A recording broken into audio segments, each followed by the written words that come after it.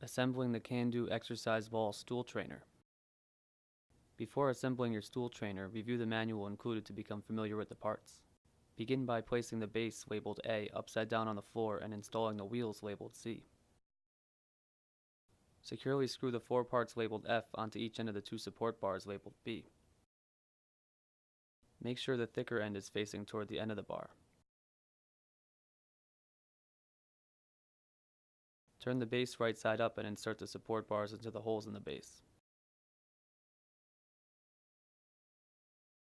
Screw the nuts labeled D onto the support bars with the wrench provided labeled E.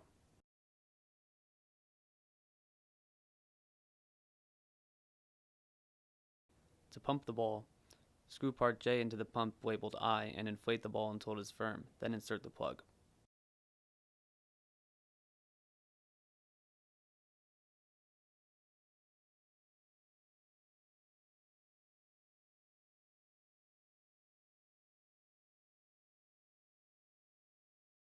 The material will expand to its full size 24 to 48 hours later, and you may finish inflating. The ball may need to be topped off periodically over time.